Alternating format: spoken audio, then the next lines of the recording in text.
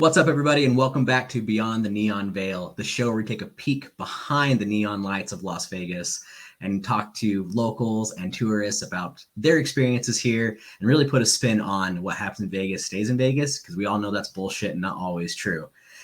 Today's guest, before I forget, I'm Cousin Ryan, if you haven't remembered, and today we have a guest who is a good friend of mine, known him a long time. He's going to probably scare you all with his beard as soon as he comes on screen, but it's glorious in my opinion. It's none other than my good friend Brink. What's going on, buddy? Hi. Oh, we're doing all right today. How we doing? Good, man. Good. I love how you have the background Vegas.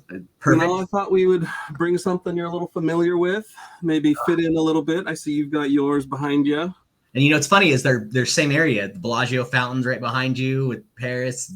Great minds think alike, Brink. I'd seen your two previous episodes, so I made one that was kind of close, but didn't want to be matchy. So, well, right on, man. I'm glad you're here. Thanks for coming on. My pleasure. Thank you for the invite. I saw Josh's first episode and thought, you know what, I might as well share mine. It's I've only got the one story, but it's a fun one. It's a fun one. So. For all of them watching, my guest here, Brink and I have been friends for a really long time, and I know he is a party animal at times, or he was in his early 20s. So there were some nights, yeah. We have some stories together, but nothing in Vegas, unfortunately. But I'm really excited to hear this story. Not yet. I'm hoping everyone comes visit so we can do a live stream of some funny shit that we do. You know. Oh gosh. All right, man. So give me a little background. When was this trip? How long ago? Well, we're actually pulling up the Facebook right now, and this would have been May of 2011. Oh wow, somewhere around there. 12 years ago. Oh wait, July actually. Okay.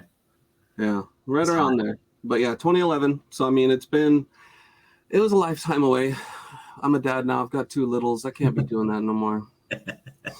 Especially how we got there, how we got back, the accommodations. It would be too much for a fella pushing 37. I'll tell you right now. Okay, so since we're gonna start the story, I gotta ask. Okay, so how was it getting here? What was that? Explain that. So this was the crew from Ellensburg that I was adopted into when I went to Central. Breezy Berg's brother and friends. Okay. And so they like to make a big deal out of the NBA draft. I mean, they're sports heads. They like that kind of stuff. We do fantasy football every year. And so they wanted to make a trip to Vegas for the draft. And so it was like a week-long thing.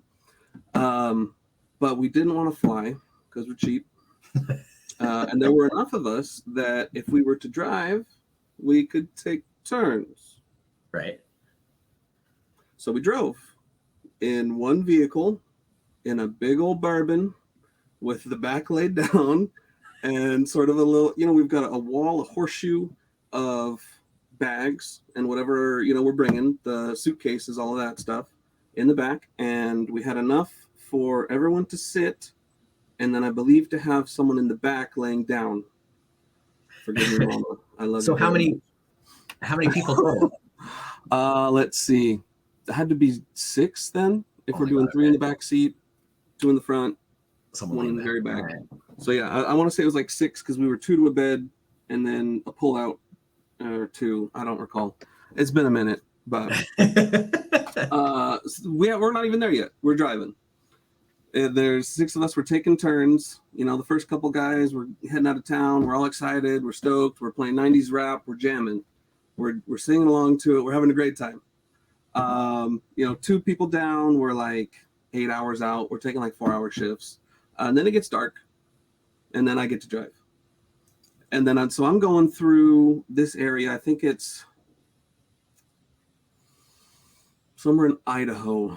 middle of Idaho. They're Okay. just doing hella traffic or construction, and so there's cones everywhere. It's middle of the night. I've been driving for like 6 hours at this point because I'm taking the long shift. I'm not waking anybody up. I'm just going for it. Because that's when we were awake in those days. I mean, we were up till 2, 3 in the morning anyway. Right. So we're after it, middle of the night. And so first snag, I get turned around in construction on the way down. Huge cones everywhere, a million signs. I'm from Yakima, technically from Sela. We're not used to this big city living, all this. So, it's my first trip to Vegas. I don't know what I'm doing. Even on the way there, I don't know what I'm doing, but I'm driving. And so we get a little turned around. We take a short detour. Everyone sleeps through it, except for one guy. So he's the only one that knows. But we get back on the road. We head back to it. Around daybreak, we're in Utah somewhere. I don't know where because it all looks the same. It's all flat with that. And in the very far edges, you got your mountains that you're just kind of forever traveling toward. I trade off. I go lay in the back until we get to the hotel. So I don't recall the rest of that, getting into Vegas, any of that. We get close to the hotel. They wake me up. We're there. And that was just getting there. We show up, and I don't know what I'm in for. And these hotels are just outlandish, just lavish. You walk into the foyer, and there's desks in front of you. There's a huge fountain. It's wide open, and the ceiling goes for like 100 floors. It's nuts. I was out of my element the first second I walked in. So, and to explain to everyone, Frank and I grew up in a very small country town. I think like our graduating class of like 200 people or some shit. We weren't used to, we're not used to that kind of stuff. No. So I mean, we're Apple capital of the world. We don't do much here. It was a huge deal when Sela got a McDonald's, and that was the hangout for all the kids for like years after that, until they got a Taco Bell, and then that was the talk of the town. So that puts it in perspective for everybody a little bit. Centered on vehicle sales and fast food, and that's all we got.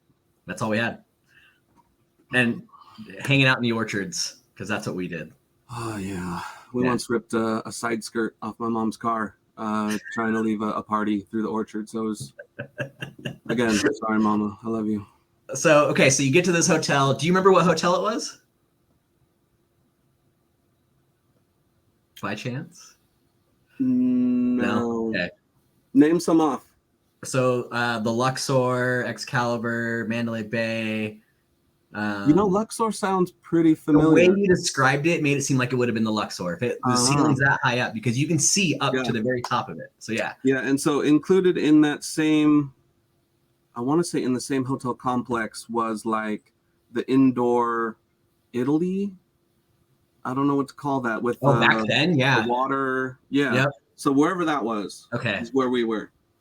But yeah, you walk in, it's Venetian. I think that's the Venetian then, if that's the one. I think you're right. It was one of the fancy names. I don't know, nothing like Flamingo or anything like that. Okay, so yeah, Venetian. We didn't get lost in the lobby or the elevators like someone else we know. Episode 1, everyone. Watch episode 1. We never made it that far, but we'll get to the story. But yeah, like you walk in, desks there, huge fountain. To the left is the gambling, all the slot machines and all that. We end up at the room. We're there for the entirety of the NBA draft. It was, I think John Wall was like a huge deal at that point. We were all excited to watch John Wall, in the NBA draft practices and shit. So we set up, we get to the room, we plop our stuff down, we're getting ready. I think we take it pretty easy the first night. I think we're easing ourselves into it because some of us, it was our first trip and we didn't know what we were doing. So we end up hitting like Margaritaville or something. Yep. Just, welcome, intro, dinner, drinks, that kind of thing.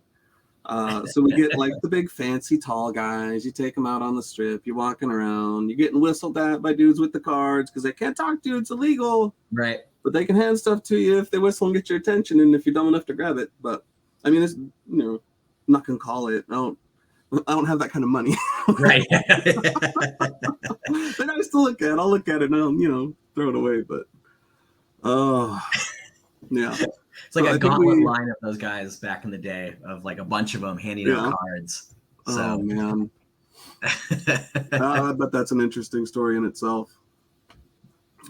Okay. Oh, yeah. So we took it easy the first night. I think second day was all about getting out, kind of seeing what you want to see. But the majority of it is heading to the basketball games. So a good portion of the day we're moving between gyms, back to the hotel, back to gyms, grabbing whatever food we can, where we can. And this is where something in Vegas blew my mind. I think I saw it on like a James Corden clip, but I saw it way before he did, so fuck that guy. It's the beer glasses with the hole and the weighted stopper. Yeah. And they fill it from the bottom. And I just kind of stared at that for a minute like, huh.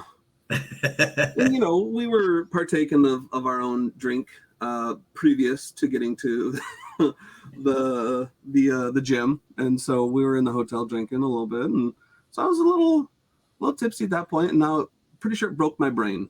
I could not tell what was happening. And I just kind of stood at the front of the line there, real confused, like for a minute or two, until my buddy's like, "Hey man, you should grab your drink and let's get out of here because people are staring at you weird." Yeah, again, small town living. You go to a big city and something simple as a different way to fill up a cup is absolutely mind-boggling to you. I remember seeing it. It still blows my mind watching it happen. I mean, having them set it on that thing and press it down, and it fills up from the bottom up. You're like, holy shit! But it makes sense because less head, all that stuff. Yeah. And easily recyclable materials, I guess. So. Right, and for everyone else too, where we are from, Yakima is a giant grower of hops. Actually, the shirt you're wearing, I see, is making proud of that. So beer and microbrews, yeah, there we go. Oh, you bastard!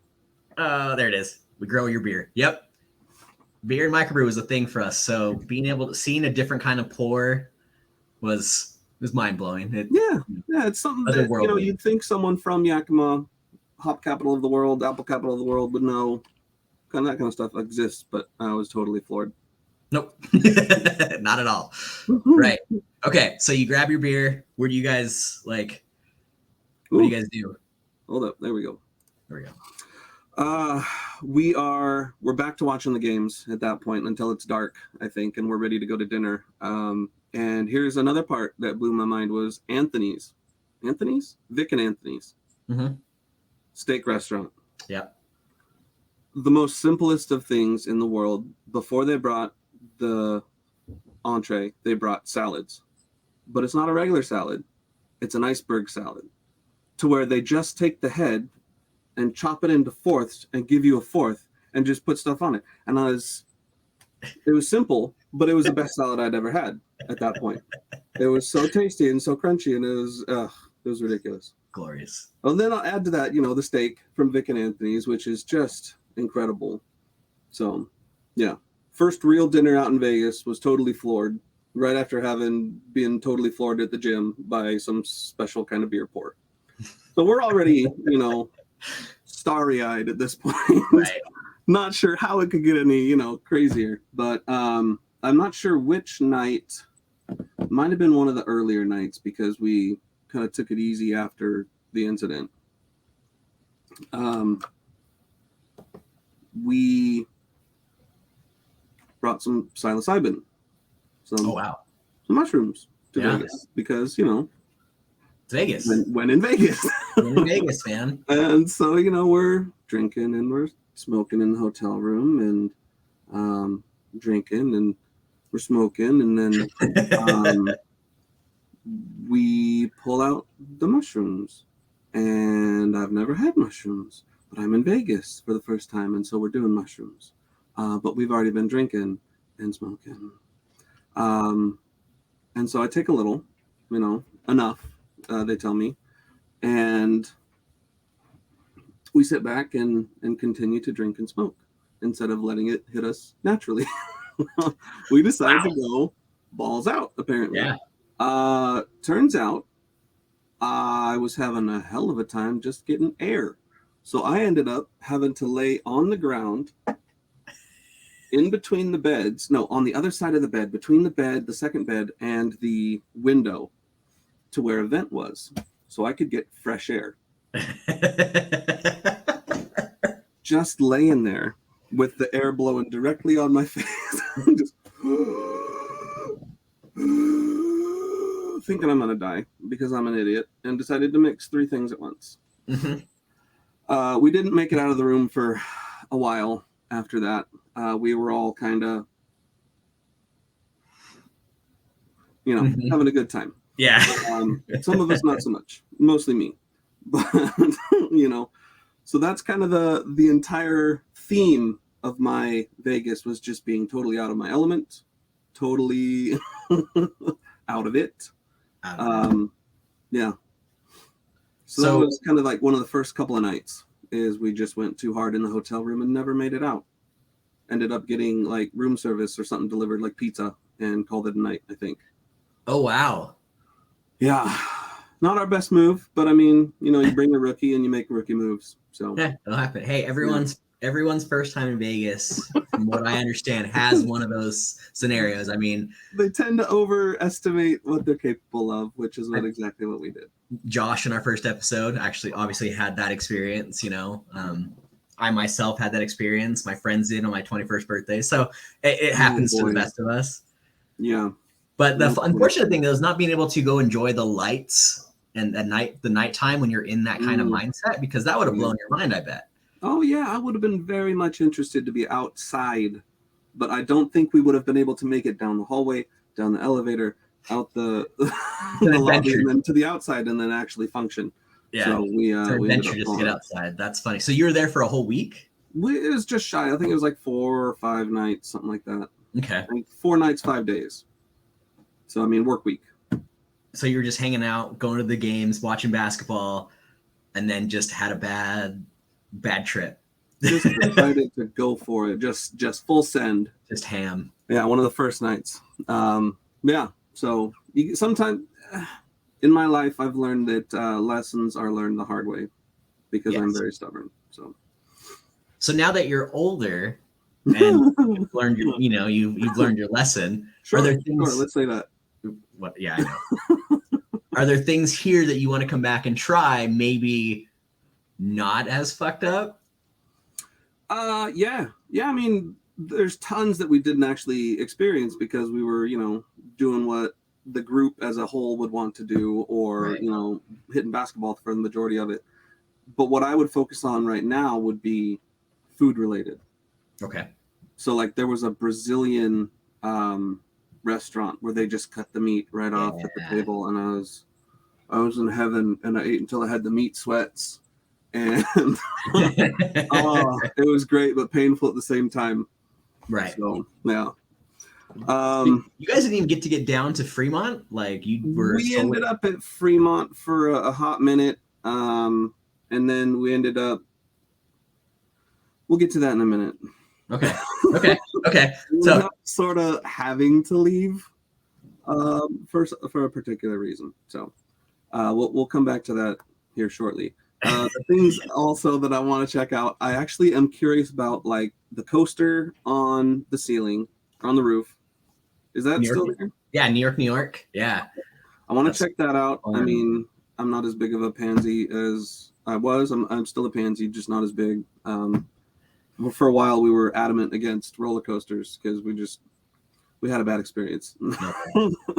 We have a lot of bad experiences. We have to learn the hard way for many of our life lessons. Yes. Because we're very stubborn. We're an Aries and a firstborn. So. That's right. You are the firstborn, huh? Yes. First of 3. First of 3 fellas. No ladies in this family except for those that decided to marry into it like crazy people. I don't understand them. I mean, they're like us and they're sticking around and they made babies. So, yeah. I think it's at Fremont where it's like the covered with the lights, and then the not paragliding, but it's a zip line. Yes, I want to try that. I mean, that looks dope. I don't know. I mean, what else is there for an aging fella? So I'm a huge fan of, the roller coaster at New York is one of my favorite things. I go on it at least once a year, traditionally. the zip line Slotzilla. Yeah, Slotzilla at Fremont. That's the zip line. That's amazing to do. Shit, man, Vegas has gotten so much cool stuff. The high roller, the big Ferris wheel, is another cool thing that people are doing. There is a Ferris wheel there, isn't there? How big is that? It's giant. It's, I guess it's bigger than the one in Seattle. The one on the pier. Yeah. Pier. And, you know, it's stand up. You stand in there. There are some that you can go pay for. Yeah. You're not sitting. You're standing in this big ass, circular thing. And there's a bar in some of them, so you can drink while you're on it. Yeah, it's not the longest rotation. I think last time it was like 30 to 45 minutes, so it's not horrible. But to do it at night, doing it at night is the way to do it. Interesting. So, and the pools, man. Like, wait, hold on. Before we go to the pools, how many different platforms are there on that thing? It's quite a few, actually. And each of them has, or like some of them have a bar, but some of them have a bar, not all of them. Let me look real quick.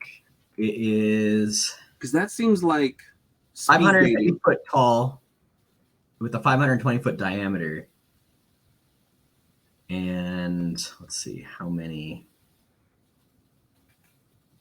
I'll have to look again. I'll have to look, but there's quite a few. There's quite a few of them, and like some of them are full bar, some of them aren't. How spendy is a ticket? I don't know. Depending on what time you go, earlier in the day, $40, $50. Later in the afternoon, it's get a little bit more. There is one. It's like all you can drink for it, and for the whole rotation, and it gets. I mean, it's like I think it's like $75, something like that. I'll have to look it up. I'll put it in the comments for everybody who's watching when this drops. But I can drink a lot in 45 minutes, more than that's what I said. So I can. I'm gonna feel it the next day these days, but I've never had anyone who'd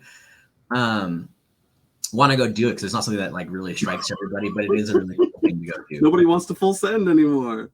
Dude, we're getting too old for full send. It's a little too much. But it's a really good time. There's a zip line down there too on it, so it's another cool one. It's not as cool as the zip line on Fremont, but it's there. Zip line's a zip line, man. I mean, if you're flying over the head of people who are, looking up and be like, "Wow, that was cool." But the one on Fremont though, you're going underneath the screens. That's true. You have the Superman one where you're laying, you're flying. You're not just sitting. So it depends on what you like. Orientation matters. I'll give you that. Yeah. So fun time. That multiple bar Ferris wheel seems like a nice little speed dating Friday night kind of a thing. Yes. $50 per platform. Hit one or two of those. Have some drinks. Chat them up. Get out of there. Well, and it's like there is 28 sections. Yeah, there's 28 of them. So and it can fit a lot of people. They're big, so you should check it out. No kidding. Those who haven't been and done it, go check it. Go try it. It's actually you can see it. You can see it in your picture, actually. Oh, over here. Right behind the Ferris wheel. Or right behind the Eiffel Tower. There it is. Yep. Yeah, it's a really cool thing to go check out. Yeah, it seems like more of a cool place to go than like, say, the nightclubs, because it's just loud and overpriced and yeah. We're getting too old for the nightclubs, I think, anyways. So and really, what are we doing in there besides and just dancing with our bros, just getting to it? Well, it's funny. A couple of years ago, I went, and I thought, okay, cool. I think it ended up being me and like 5 girls walked to this club. They all got in for free. I still had to pay $100 just to get into the fucking door. $100! And I was like, this is bullshit. I don't even want to be here. Like, come on. I'm here so they don't get stolen. Yeah, that's nuts. $100 is like a night's tab. I'm not paying that before I get in. Cat. What up, Cat? That's my Artemis. She's gonna be meowing the entire time. But the Link Promenade where the zip line and the Ferris wheel are, that's one of my favorite spots to hang out. Yeah. There's a comedy club. The comedy clubs in this town now are off the hook. They're really fun. Jimmy Kimmel has one on the promenade that I've been to a few times. Like celebrity hosted ones, huh? Some of them. Okay. Yeah.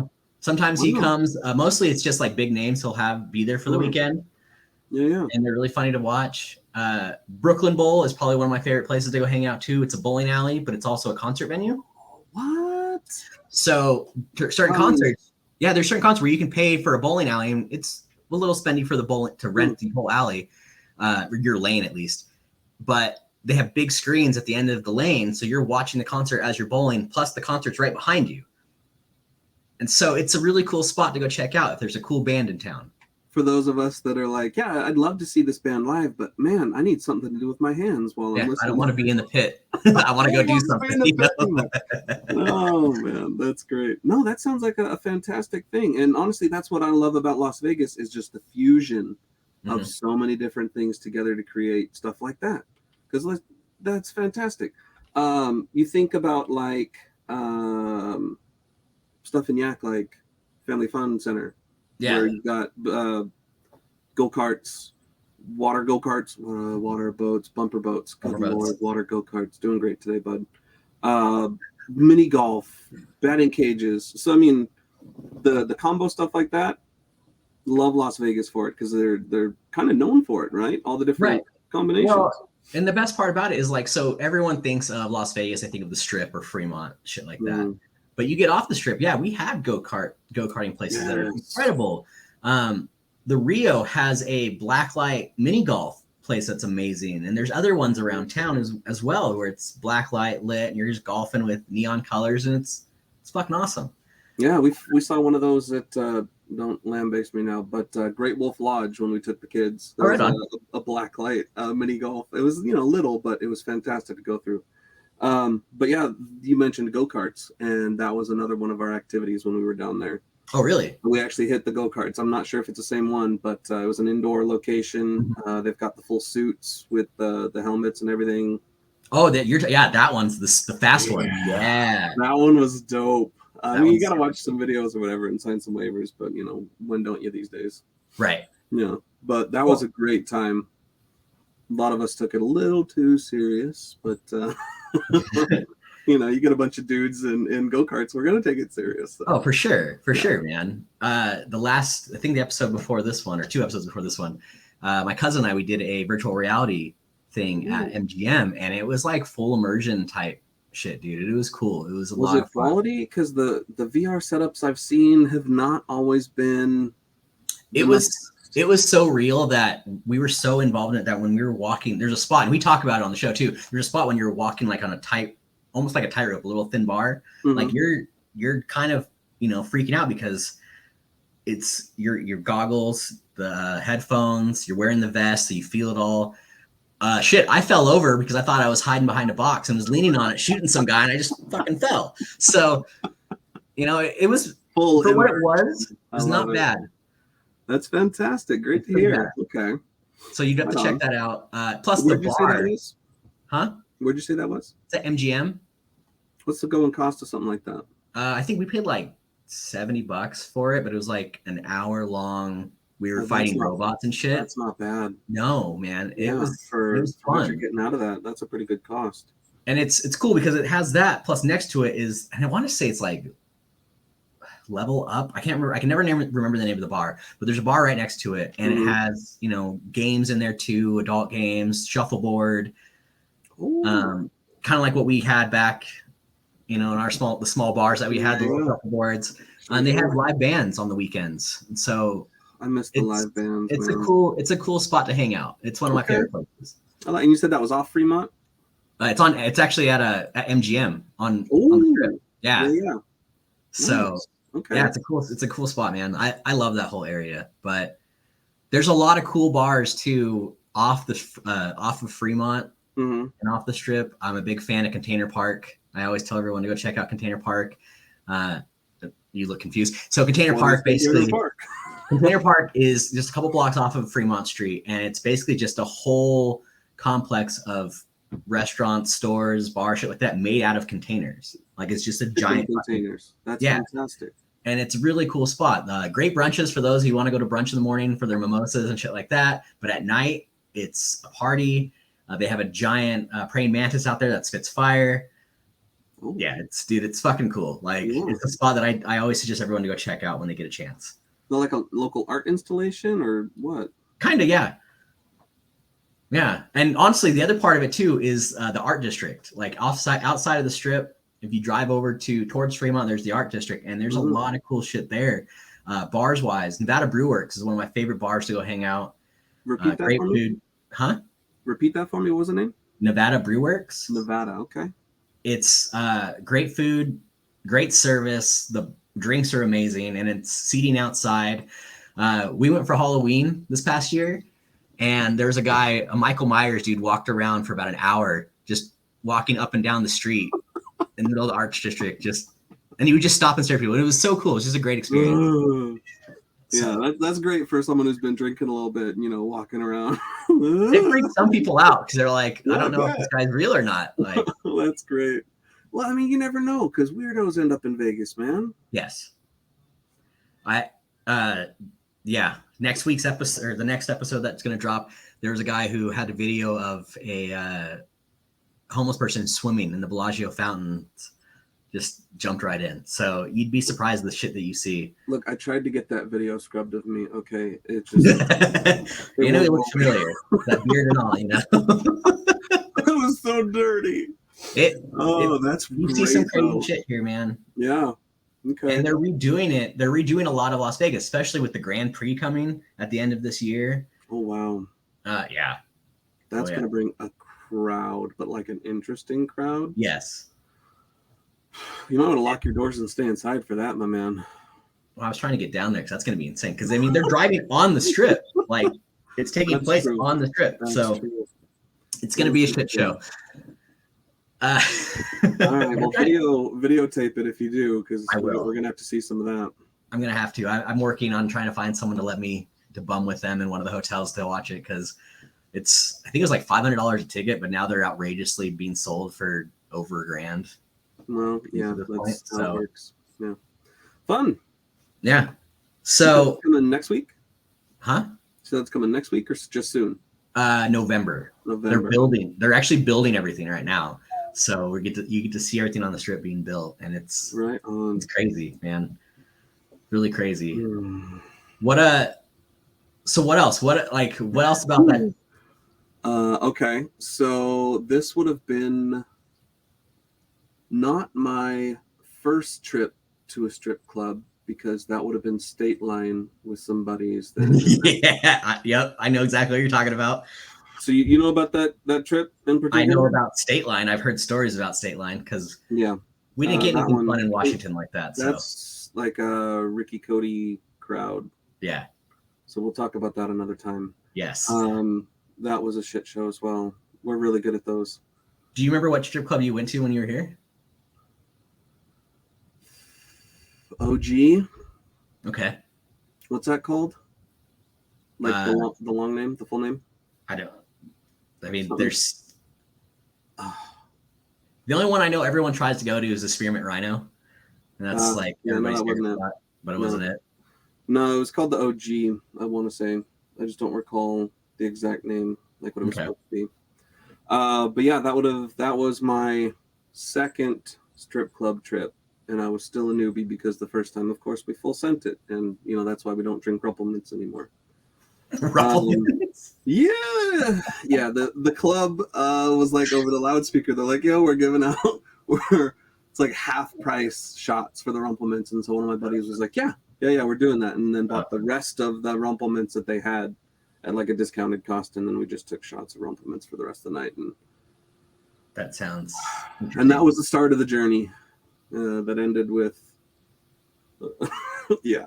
So another time. I'm not going to blast that friend group right now. So, but okay. So you went to this strip club, and I'm going to imagine it kind of blew your mind. Different from what you were used to. Very much so. A lot bigger. A lot more people, a lot more dancers all at once. Many different stages, 2 to 3, I think. Well, that's another thing. Is in the lobbies of the hotels, they had gambling, stripping pole, gambling, stripping pole. And so you'd have like 1 to 2 to 3 dancers going 50 feet up in the air on these poles and spinning around. I've seen too many We're in public. People dropping from that height. It was mind blowing. But anyway, back to the actual strip club. I was let's see, if this is 2023 and this was like 2011, it was 11 years ago, so I would have been 26 or so, 25. A younger buck. Actually, let me see if I can find a good picture here. Oh, God. Well, actually, to be fair, it's not that far off. How do I share that? 1 second here.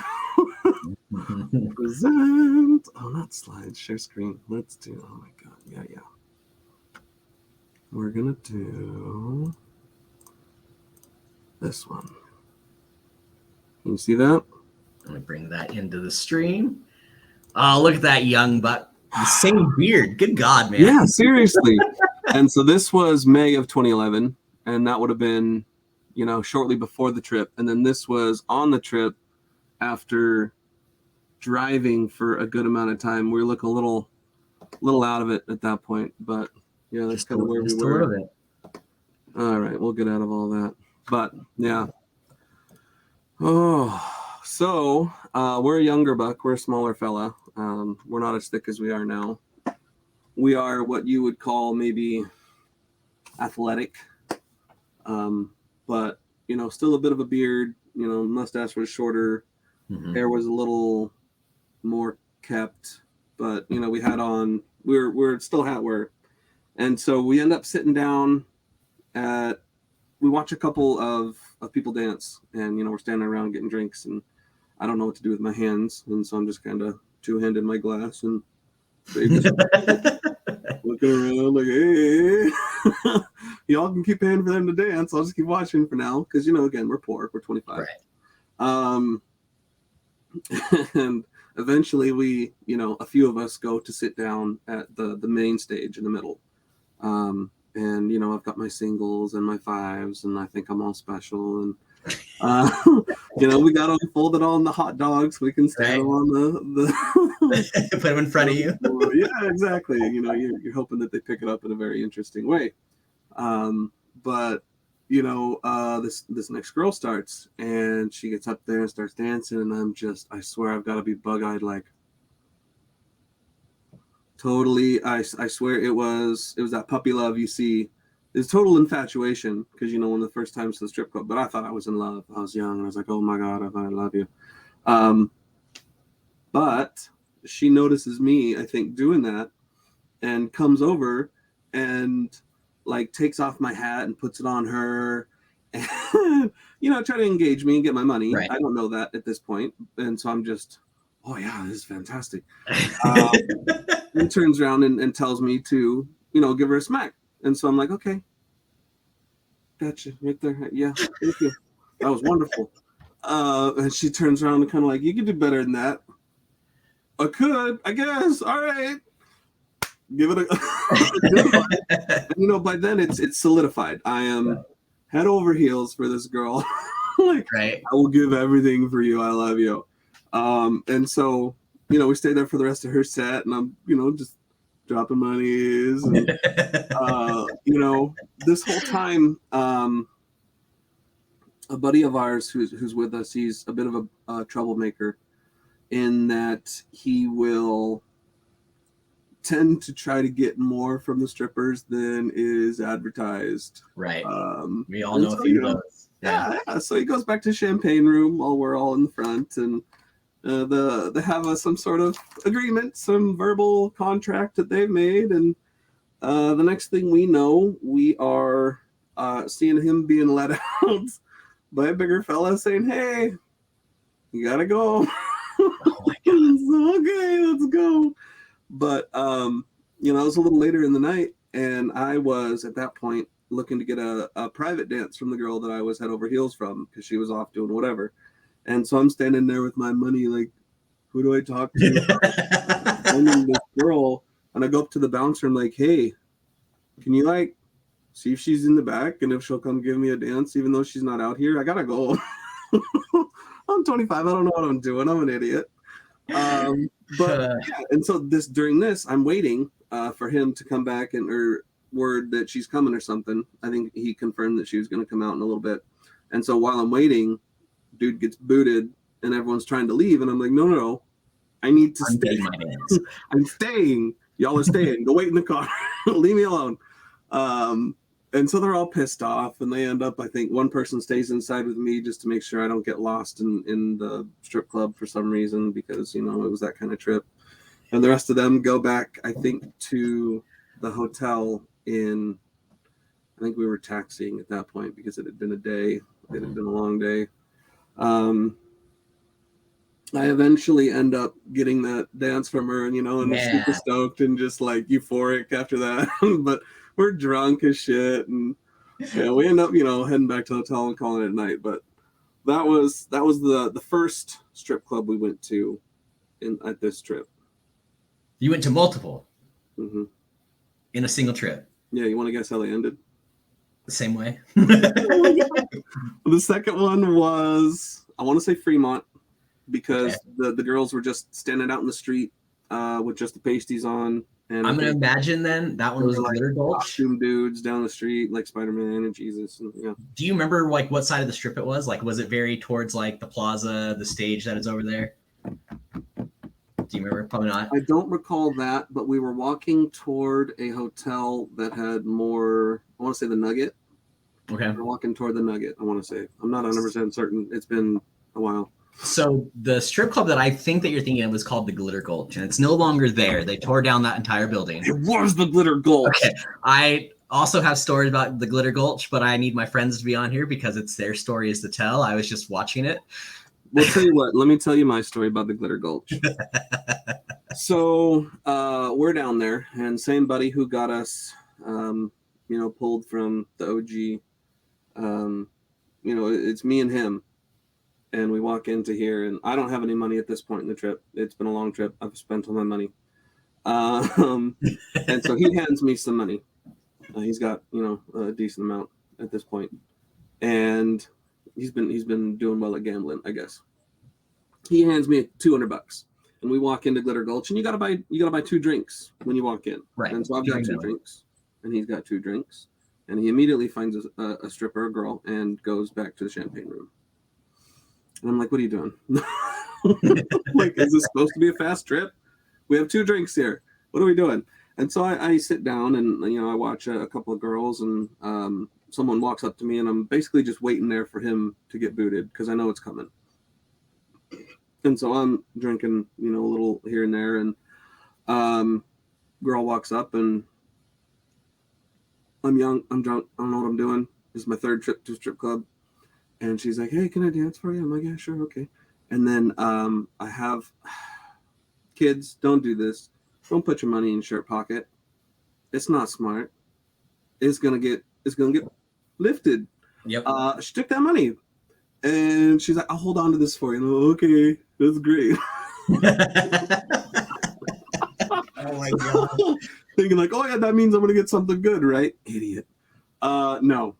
So she dances for a bit, and meanwhile, you know, I've already forgotten that I'm here to wait until he gets booted because I know it's coming. Right. And here I am, $200 gone, and she's like, "Yeah, great, I'll hold on to this for you." Okay, that works. Sure. So meanwhile, he gets led out of there, and then she kind of like stands up and, "Hey, your friend's leaving." I'm like, I guess I gotta go. Bye. Can I get that money back? It's been like 10 minutes. She's like, no, honey, I'm sorry. That's mine. I'm like, But we left. I wasn't about to get in trouble with no stripper or bouncer in Vegas for the first time. It wasn't going to happen. So, like, all right, you know, it wasn't my money. It wasn't meant to be. You're very welcome. I'm sorry. But we're leaving. So, yeah. My 2 trips to strip clubs were interesting. Second one was not as good as the first one, strangely enough. Right. But an experience and a learning lesson, because we're stubborn and we have to learn them the hard way. Sorry, Mama. Yeah, that's good. My mama about this. She can't watch this. We won't tell your mom that we're airing this episode. It's fine. It's gonna get around. It's small town. It is a very small town. I know after Josh's video, people have reached out and have had questions, and you know, I've encouraged everyone. If you want to come on, that's fine. Just pick your stories. Whatever you don't want to share, don't share. But you know, we're to that age now to where screw it. Who cares? We've all done shit at this point. Statute of limitations, right? Right. Yeah. Right. I've been to my fair share. Decade of my life that, yeah, not even the similar. I've been to my fair share of strip clubs, some recently because people who come to Vegas, they just want to go. And so I take them to the ones that I know that are fun. But yes, don't keep your money in your pocket and be smart. Well, yeah. We can probably apply those lessons now. But yes. yeah, we had to learn the hard way back then, and we did twice. So I do have a friend who I've been begging him to come on because there have been stories to where he has disappeared in the back and we didn't see him for like hours later until he showed up alone back at the hotel. Like we left him because right, he just disappeared. So, shit happens. Well, if you can't find your friend, you can't find your friend. And if Right. they're not picking up, they're not picking up. And I mean, we could search for you forever, but it's a big town, buddy. It was a very big town. And luckily he knew how to get himself back. So there you go. There you go. Thank you for watching part 1 of Brink's interview about Sin City and his time here. Next week, part 2 drops at the same time, same place. But remember to like, click, subscribe, all that other fun stuff on our channel, The Last American Heroes Network. And make sure to check out Benny and Moose Save America. We'll see you guys next week for part 2.